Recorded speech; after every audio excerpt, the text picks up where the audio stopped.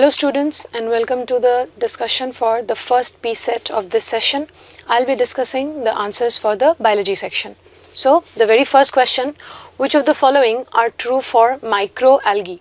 Now the very beginning microalgae mention हो गए, मतलब we are talking about plants. So going by that logic, use of sunlight, that is going to be true. Now microalgae, they are basically cultivated for what? They can be used as a food source. And why are we using them as a food source? Because they are rich in nutrients. तो इसका मतलब options A B C ये तीनों में हमारा correct लग रहा है, प्लस ऑप्शन सी में जो बायोफ्यूल वाला पार्ट है, तो you can also use microalgae, you can utilise them in certain industries as a fuel. तो biological entity used as a fuel, तो मतलब बायोफ्यूल वाला पॉइंट भी यहाँ पे करेक्ट हो रहा है. Therefore question number 31, the correct answer should be option D, which is all of the above. Moving ahead, question number 32. Dash is a material rich in nutrients. तो nutrient rich material है, mentioned है, it's increasing soil fertility, plus additionally it can be prepared using fruit and vegetable peels. So कौन से type के fertilizer की बात हो रही है यहाँ पे? Some sort of a natural fertilizer. Another word that we can use for this is manure. So that is why question number 32, the correct answer should be option C, manure. Now question number 33, the first antibiotic penicillin was discovered by.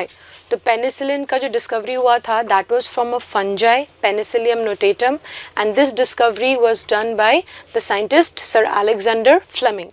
So that is why question number 33, the correct answer should be option C, Fleming. Now question number 34, the different types of components present in a habitat. तो किसी भी natural habitat में दो तरीके के components present होंगे, living and non-living. The living components are also called as biotic components, while the non-living components, they are also called as abiotic components. तो दोनों present होने पड़ेंगे. That is why option C, both biotic and abiotic components, that should be our correct answer over here. Now question number 35. A community comprises different populations sharing same habitat. ये statement correct हो रहा है. एक biological community में अलग अलग type के species, अलग अलग type के populations, they coexist in that area. So statement 1 is correct. Organisms of a habitat interact and depend on one another. तो अगर किसी पर्टिकुलर एरिया में मल्टीपल पॉपुलेशंस रहेंगे तो directly and indirectly they will always interact with each other, and इस interaction की वजह से इनको एक दूसरे से बेनिफिट्स भी मिलेंगे. तो इसका मतलब क्या होंगे? They are going to become codependent. So going by that logic, statement 2 भी यहाँ पे क्या हो रहा है? करेक्ट हो रहा है. सो इसका मतलब क्वेश्चन नंबर 35 में both statements 1 and 2 are correct. Therefore the answer should be option D. Now question number 36, who is considered as the father of microbiology? तो जो first living cell है उसका जो डिस्कवरी किया गया था, that was by Antoine von Leeuwenhoek. तो Leeuwenhoek, because of his contributions in the study of the first living cells, उनको माना जाता है the father of microbiology. That is why question number 36, the correct answer should be option A. Now question number 37, why is glycerin put upon samples on a glass slide? तो ये application based question हो गया. तो जब भी हम लोग glass slide में कोई एक सैम्पल ऐड करते हैं, आफ्टर दैट उसको माइक्रोस्कोप में ऑब्जर्व करने के टाइम पे we tend to put a few drops of glycerine on it. तो ये ग्लिसरीन ऐड करने का यहाँ पे रीज़न क्या हो रहा है? सो ग्लिसरीन, उसके एडिशन की वजह से क्या होगा, उस सैम्पल और उसके आसपास जो भी मॉइस्चर है वो मेनटेन होके रह जाएगा. वो वहाँ पे प्रिपेयर उसको करेगा कि थोड़े टाइम तक भी अगर मैंने उसको वहाँ पे रखा है माइक्रोस्कोप के नीचे, उसका जो वाटर है वो एक्सेस लॉस नहीं हो जाएगा. तो इसका मतलब जो ड्राइंग आउट वाला प्रॉब्लम है वो प्रॉब्लम अभी हम लोग यहाँ पे प्रिवेंट कर सकते हैं. So what we can say is glycerine का यहाँ पे बेनिफिट क्या होगा? It prevents the sample from drying out. So question number 37, the correct answer should be option D. Now question number 38 and 39 both are related to cell shapes, and उसमें क्या हमें variety देखने को मिल सकता है. So question number 38, when a human cheek cell is observed under a microscope, so what do we observe? तो human cells अलग अलग शेप के हो सकते हैं. नेक्स्ट क्वेश्चन में भी हम लोग ये चीज़ देखेंगे. लेकिन एग्जैक्टली जो चीक सेल्स हो रहे हैं उनका जो शेप होता है that is considered to be polygonal in nature.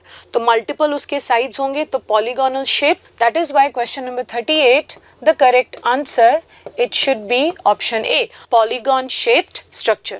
Now question number 39, a muscle cell is shaped like dash. तो ये ब्लैंक हम कैसे फिल करेंगे?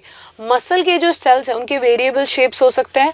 एक जो कॉमन शेप मसल सेल में देखा जा रहा है that is going to be a spindle shape. तो स्पिंडल शेप मसल सेल हुआ, तो going by that option B and option D, अभी ये दोनों हमें सही जैसे लग रहा है। The second part of the question is while a nerve cell is very dash. तो हमारे जो न्यूरॉन्स हो रहे हैं, नर्व सेल्स हो रहे हैं, they are considered to be one of the longest cells of the human body. तो इसका मतलब नर्व सेल्स क्या होने वाले हैं? लॉन्ग। तो muscle cell is shape like a spindle while a nerve cell is very long. Question number 39, the correct answer should be option B. Now question number 40, antibiotics work against which type of infections? So we know that we use antibiotics as a medicine to treat certain infections.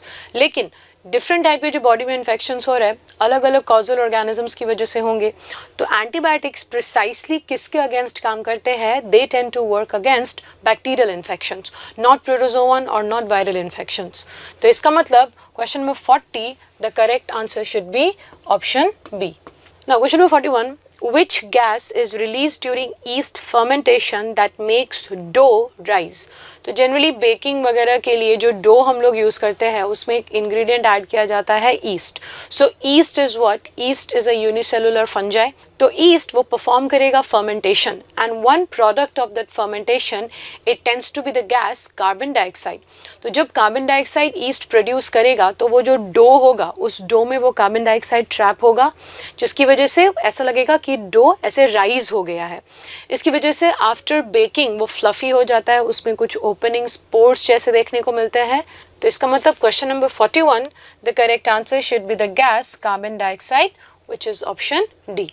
Now question number 42, what is the primary definition of health according to World Health Organization?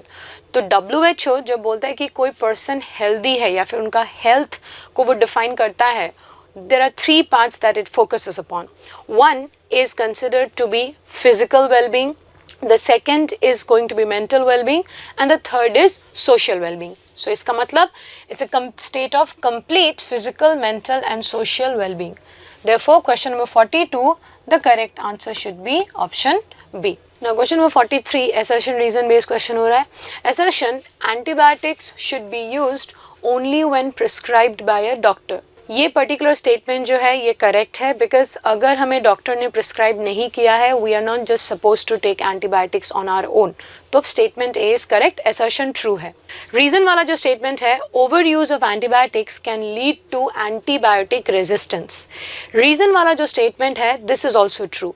It has been observe that आजकल antibiotic resistance के जो cases है बहुत बढ़ते जा रहे हैं, because अगर हमने एंटीबायोटिक्स का प्रॉपर कोर्स कंप्लीट नहीं किया है या फिर रिक्वायर्ड नहीं है फिर भी हम लोग एंटीबायोटिक्स यूटिलाइज कर रहे हैं, तो इसकी वजह से क्या होगा, microbes gradually they are going to become adapted to those dosages of antibiotics and they are going to develop resistance against it.